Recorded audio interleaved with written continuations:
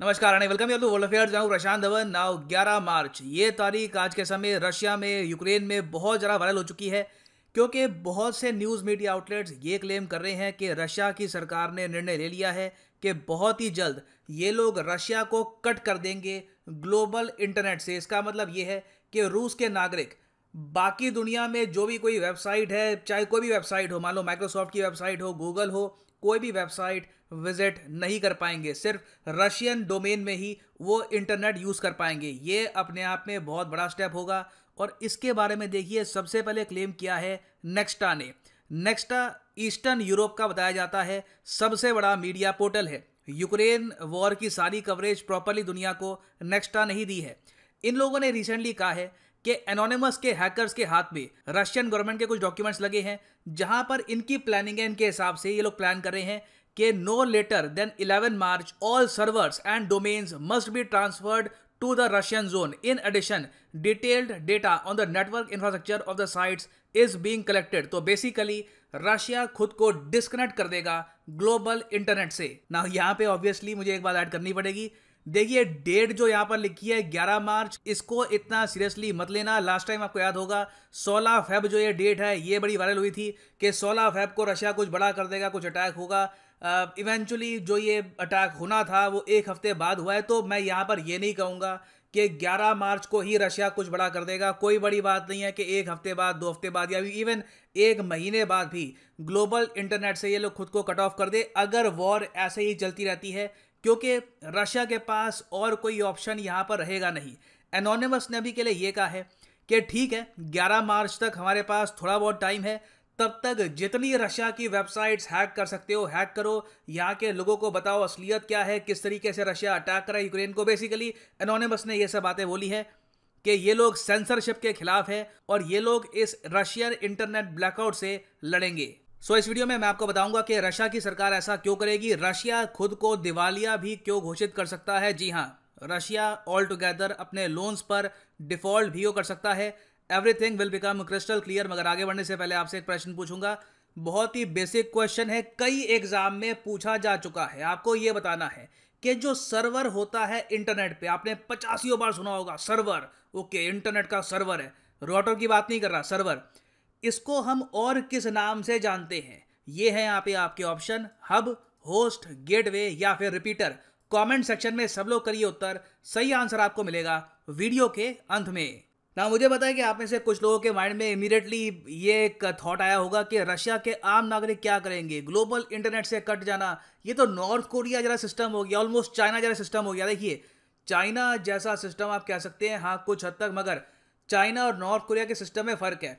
China ने all together global internet को cut नहीं किया, ये लोग कुछ वेबसाइट्स को सेंसर करते हैं अपनी ग्रेट फायरवॉल से। नॉर्थ कोरिया ऑल टुगेदर आप कह सकते हैं प्रॉपर कंट्री है जिसने ग्लोबल इंटरनेट से खुद को कट ऑफ कर रखा है, ताकि बाहर की जो बातें हो रही हैं वो इनके नागरिकों तक ना पहुंच जाए। क्योंकि इनको अगर पता लग गया कि किम जोंग उन के साथ क्या कर रहे हैं, तो ये लोग विद्रोह कर देंगे और किम जोंग उन को सकता है कि तख्ता पलट करके हटा दे। तो रशिया भी आज के समय इसी रास्ते पे जा रहा है। और अगर आप यहाँ पे सोच रहे हैं कि रशिया के आम नागरिक तो बहुत सफर करेंगे, देखिए, रशिया की सरकार ये बैन लगाए या ना लगाए, रशिया के आम नागरिक तो बिल्कुल सफर करना स्टार्ट कर चुके हैं। एक के बाद एक दुनिया भर की जो मेजर कंपनीज हैं, इन्होंने सर्विस बंद कर दी है आज के समय रशिया में। नेटफ्लिक्स ने रिसेंटली अनाउंस किया है कि ये लोग अपने सारे ऑपरेशन शट डाउन कर देंगे रशिया में। रशिया में इस वक्त नेटफ्लिक्स काम नहीं कर रहा। उसके अलावा टिकटॉक ने भी कुछ रिस्ट्रिक्शंस लगाई थी अपनी तरफ से कि हम भी अब शट डाउन करने वाले हैं रशिया में। और जैसे ही टिकटॉक ने बात बोली, रशिया ने खुद ही अभी रिसेंटली न्यूज आई है, रशिया ने खुद ही बैन कर दिया है टिकटॉक को। उसके अलावा वीजा, मास्टर कार्ड, PwC, इन सब वेस्टर्न फाइनेंशियल फर्म्स ने ऑल टुगेदर रशिया में सर्विस बंद कर दी है। ये एक मेजर स्टेप है। आप सोच कर देखिए, आज के समय रशियंस को ये तक नहीं पता कि पेमेंट्स कैसे करेंगे एक दूसरे को। ये इनके यहाँ एक रशियन सिस्टम है, उसके अलावा चाइनीज कंपनीज को भी ये इन्वाइट कर रहे हैं अपने देश में। मगर वीजा, मास्टर कार्ड को ऑल टुगेदर रिप्लेस कर पाना काफी मुश्किल होगा। फिर और जगह आप अगर देखो, एप्पल, सैमसंग, दोनों ने कहा है कि कुछ नहीं बेचेंगे रशिया को। अब सोच कर देखिए, मोबाइल फोन में अब घूम फिर के इनके पास वही शाओमी, रियलमी, वही ऑप्शन बची है। और तो और जो इनका कंप्यूटर है, वहां पे जो ये सॉफ्टवेयर यूज करते हैं, ज्यादातर दुनिया भर में आप अगर देखो तो माइक्रोसॉफ्ट ही यूज होता है। तो माइक्रोसॉफ्ट ने भी सस्पेंड कर दी है न्यू सेल्स इन रशिया। तो इनके बिजनेसेस को, स्टूडेंट्स को, हर जगह मैसिव प्रॉब्लम फेस करनी पड़ रही है। इनके लिए इंटरनेट तो वैसे ही गायब है। यूट्यूब कुछ हद तक मैं कहूँगा अभी के लिए चल रहा है, वो भी मुझे पता नहीं, कोई बड़ी बात नहीं है कि 1-2 दिन बाद ऑल टुगेदर बंद हो जाए रशिया में। यूट्यूब हो गया, कुछ और वेबसाइट्स हो गई, नहीं तो वैसे आप अगर देखो फेसबुक बंद, नेटफ्लिक्स बंद, अमेजॉन ने कभी यहाँ पर प्रॉपरली एंट्री करी नहीं थी। तो रशियंस के पास वैसे भी ऑनलाइन कुछ एंटरटेनमेंट के लिए बचा था नहीं। फिर आप अगर देखो इनकी करेंसी को, तो इनकी करेंसी अब पहुंच चुकी है $1 इक्वल्स टू 141 रशियन रूबल। अभी रिसेंटली इंडियन रुपये की भी थोड़ी सी पटाई हुई है, मगर यहाँ पे आप देख सकते हैं रशियन रूबल बहुत ज़्यादा डेप्रिशिएट कर चुका है। और कोई बड़ी बात नहीं है, मैं आपको बता दूं, कोई बड़ी बात नहीं है कि रशियन रूबल पाकिस्तानी रुपये से भी ज़्यादा कमज़ोर हो जाए भविष्य में, अगर वॉर ये नहीं रुकती, अगर पीस ट्रीटी साइन हो जाती है, सैंक्शंस हट जाते हैं, तब तो खैर इनकी करेंसी उठ भी जाएगी। मगर स्थिति अगर ऐसी ही रहती है तो कोई बड़ी बात नहीं है, रशियन करेंसी पाकिस्तानी करेंसी से भी गिर सकती है। क्योंकि रशिया ने पहली बार ओपनली अब कह दिया है कि देखो, जो हमारे पास बॉन्ड्स है ना, उसकी हम पेमेंट नहीं कर पाएंगे अगर हम पे सैंक्शंस ऐसे लगे रहे। इसका मतलब ये है, आज से 10 साल पहले, 15 साल पहले जब रशिया की सरकार ने ये कहा था कि देखिए ये है रशिया के बॉन्ड, मतलब कि रशिया की सरकार को उधार दो और हर साल आपको मिलेगा इंटरेस्ट रेट 5%, 6% के आसपास। और उस वक्त कई मिलियनेयर्स ने, कई कंपनीज ने रशिया के बॉन्ड्स खरीदे होंगे, मतलब कि रशिया जो भी यहाँ पर लोन मांग रहा था 2 मिलियन, 4 मिलियन ये दिया होगा 5% के इंटरेस्ट रेट के लालच में।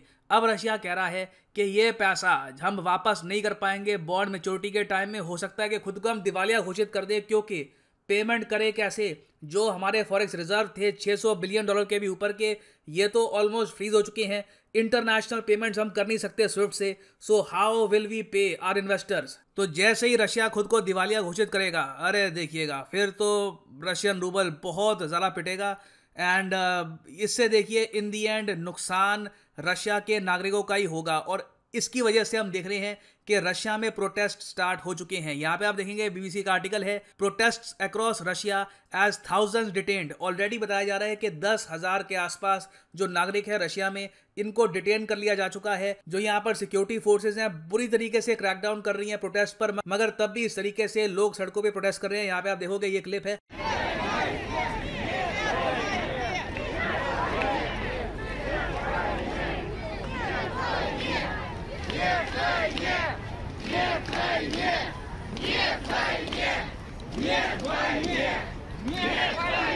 अब यहाँ पर आप सुनेंगे ये लोग कह रहे हैं नेत वॉइनिय। ये जो वर्ड्स हैं ये बहुत ज़रा आज के समय पॉपुलर हो चुके हैं रशिया में। इसका मतलब मैं आपको बता देता हूँ। नेत का मतलब होता है रशियन में नो, डा मतलब यस, नेत मतलब कि नो, और वॉइना, वॉइना जो वर्ड होता है इसका मतलब होता है वॉर। तो ये लोग कह रहे हैं कि नो टू वॉर, मतलब कि वॉर हम नहीं चाहते, हम नहीं चाहते कि ये युद्ध आगे बढ़े, इससे हमको नुकसान ही हो रहा है। क्योंकि आम नागरिक का तो सब कुछ छिन गया, माइक्रोसॉफ्ट छिन गया, सैमसंग, नेटफ्लिक्स वगैरह, उसकी दुनिया में तो आप अगर देखो उसका जो करेंसी थी उसकी हाथ में, उसकी वैल्यू बहुत ज़्यादा गिर गई। वो ये सोच रहा है कि यूक्रेन का ये युद्ध जो है ये तो बहुत भारी पड़ गया, बहुत महंगा पड़ गया। अब इसके जवाब में रशियन सरकार ने क्या किया है कि जो ये वर्ड है ना नेत वॉइनी है, इसको ऑल टुगेदर बैन कर दिया है। कोई भी ये जो वर्ड है वॉर ये यूज़ करता हुआ अगर पाया गया तो सीधा उसको जेल हो जाएगी। आपको अगर वर्ड यूज़ करना है तो आपको यूज़ करना पड़ेगा military operation, special military operation. तो कई लोग रशियन गवर्नमेंट को चैलेंज भी कर रहे हैं। फॉर एग्जांपल कई लोग यहाँ पर लिख देते हैं नेत वॉइन्य, और बाद में रशिया की सरकार के लोगों को यहाँ पे आकर ये जो वर्ड्स है मिटाना पड़ता है, क्योंकि लॉ के अगेंस्ट है ये वर्ड। तो यहाँ पर आप समझ सकते हैं रशिया की सरकार बहुत ज़्यादा प्रेशर में है, पुतिन बहुत ज़्यादा प्रेशर में है, क्योंकि आज के समय ये एक बहुत ज़्यादा अनहैप्पी कंट्री को रूल कर रहे हैं। इनकी जनता खुद इनको देख रही है, भाई क्या जरूरत थी ये सब करने की। सीधा जो डॉनबास का रीजन था वहाँ पे आपने 2 नए कंट्री बना लिए, उसके बाद थम जाते। अब पूरा कीव तक आप बढ़ रहे हो, कह रहे हो कि कब्जाऊंगा कीव, स्वीडन को चुनौती दे रहे हो और आप धमकी दे रहे हो न्यूक्लियर वॉर की। इस वजह से रशियंस बहुत ज़्यादा सफ़र कर रहे हैं। तो पुतिन को ये बात पता है कि एक बार को जनता इनकी अगर बहुत ज़्यादा गुस्सा हो गई तो रशिया का एक इतिहास रहा है रेवोल्यूशन का। आप अगर देखेंगे इनका एक जार था, जार निकोलस, उसको रशिया के लोगों ने रशियन रेवोल्यूशन में ही हटाया था। रशिया के लोगों की ये बात मशहूर है, चुप रहते हैं लंबे समय तक, फिर एक दिन जब यहाँ पे विस्फोट होता है तब ये लोग सीधा तख्ता पलट करके ही मानते हैं। तो पुतिन ने देखिए अभी के लिए क्या किया है, जो स्थिति है रशिया में इसको काउंटर करने के लिए अपने लोगों में वॉर को सपोर्ट करने का जज्बा भरने की कोशिश करी है। हर जगह आप देखोगे रशिया में जो ये लेटर है जेड, ये पॉपुलर कर दिया गया है। जेड बेसिकली आप कह लीजिए सिंबल है वॉर की सपोर्ट का। जो भी आज के समय रशिया के टैंक्स जा रहे हैं, जो भी रशिया की आर्मर्ड व्हीकल जा रही है आज के समय यूक्रेन में, उस पर जेड पेंट कर रखा होता है। उसका रीज़न प्राइमरली ये है ताकि रशियंस एक दूसरे की मिलिट्री इक्विपमेंट को पहचान पाए कि ये रशियन मिलिट्री इक्विपमेंट है। मगर अब रशिया ने एक कदम आगे जाकर जेड को वॉर का सिंबल, रशिया के पेट्रियोटिज्म का सिंबल बना दिया है।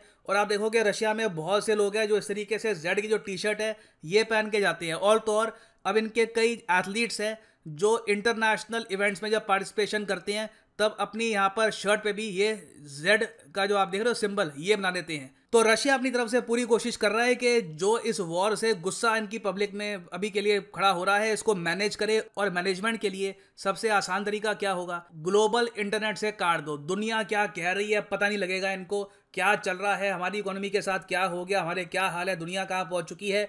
अभी के लिए इनको ग्लोबल इंटरनेट से काट दो ताकि ये लोग अपनी सरकार के अगेंस्ट विद्रोह करना ना स्टार्ट कर दे। क्योंकि ये देखा गया है कि जो वेस्टर्न कंट्रीज़ हैं आज के समय उनमें उनके पास इतना इन्फ्लुएंस है कि इंटरनेट के ज़रिए टूल किट बनाकर और तरीके से भी किसी भी देश में ये लोग अराजकता फैला सकते हैं, लोग खड़े कर सकते हैं जो अपनी सरकार के अगेंस्ट प्रोटेस्ट कर रहे हो, अपनी सरकार के अगेंस्ट गुस्सा हो। तो पुतिन ये नहीं चाहते कि तख्ता पलट हो जाए रशिया में, ये चाहते हैं कि सरकार अभी यहाँ पर बनी रहे, स्टेबिलिटी बनी रहे। पुतिन के लॉन्ग टर्म ऑफ कोर्स यहाँ पे गोल है, वो मान रहे हैं कि एक बार यूक्रेन अपने अंडर इन्होंने कर लिया, उसके बाद रशिया के पास नेचुरल गैस इतनी है, पेट्रोलियम इतना है, इवेंचुअली ये सैंक्शंस हट ही जाएंगे। हमेशा के लिए रशिया पर ये सैंक्शंस दुनिया नहीं लगा पाएगी। और इस बीच जो भी इनके यहाँ कमी आ रही है पेमेंट सिस्टम्स की, ये पूरा कर रहा है चाइना। चाइना का जो यूनियन पे सिस्टम है इसने वीज़ा और मास्टर कार्ड को थोड़ा बहुत रिप्लेस करना स्टार्ट कर दिया है। मुझे पता है यहाँ पे आप पूछेंगे मगर सर हम कहाँ हैं, यूपीआई इसको प्रमोट क्यों नहीं करते।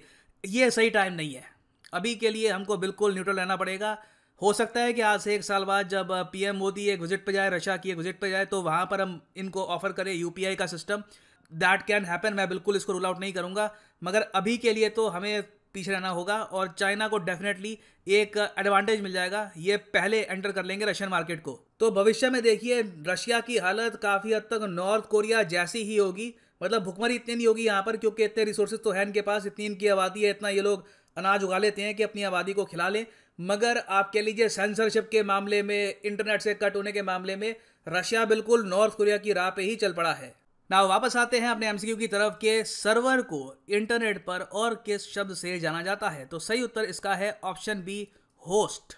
ओके, तो होस्ट आपको पता होगा बहुत ही इंपॉर्टेंट है। होस्ट से ही सर्विस मिलती है क्लाइंट्स को, कोई भी सर्विस चाहिए हो, उनको क्लाउड कंप्यूटिंग की सर्विस चाहिए और वेरियस टाइप की सर्विस चाहिए, ये आपको सर्वर से ही मिलेगी। तो याद रखिएगा सर्वर को होस्ट भी कहा जाता है। और हाँ, यहाँ पे मैं आपको ये भी बता दूं कि मैंने आपके लिए free of cost UPSC test series बना रखी है। ये मैं यहाँ पर खुद क्वेश्चंस तैयार करता हूँ, आपको सिंपली जाना है कमेंट सेक्शन में, यहाँ पे आपको मिलेगा ये link, win Amazon vouchers worth ₹1000 with Prashant Dhawan search free test series. यहाँ पे क्लिक करो और आपके सामने खुल जाएगा ये पेज। यहाँ पे करो एनरोल करने के लिए कोड यूज यहाँ पर कर लेना PD10 और आप यहाँ पर टेस्ट दे पाओगे इस टेस्ट सीरीज में। अच्छा, जो यहाँ पे ₹1000 का जो अमेजॉन गिफ्ट वाउचर है इसकी बात जो यहाँ पे लिखी हुई है, अगर आपको 1000 से लेकर ₹250 तक के अमेजॉन गिफ्ट वाउचर जीते हैं तो इस टेस्ट सीरीज में पार्टिसिपेट करो। 1 से लेकर 10 तक की आपकी अगर रैंक आती है तो आपको अनअकैडमी से मिलेंगे अमेजॉन गिफ्ट वाउचर। आपको सिंपली करना यह है कि 7:30 बजे ये टेस्ट देना है। ये टेस्ट बाद में दोगे 9 बजे 10 बजे तो अमेजॉन गिफ्ट वाउचर नहीं मिलेंगे। हाँ, करंट अफेयर्स की प्रैक्टिस हो जाएगी विच इज़ ऑल्सो गुड। मगर अगर आपको अमेजॉन गिफ्ट वाउचर भी जीतना है तो यहाँ पे आपको क्लिक करना है टेस्ट पर 7:30 बजे। जैसे फॉर एग्जांपल आज का जो टेस्ट है 7 मार्च का, ये अनलॉक हो जाएगा 7:30 बजे। यहाँ पर इसको अटेम्प्ट करिए, मेरे बनाए हुए आपको क्वेश्चंस मिलेंगे। एक बहुत अच्छा तरीका है करंट अफेयर्स का रिवीजन करने का। You will be properly prepared with this test series. तो यूज करिए code PD10 and enrol here now, it is free of cost.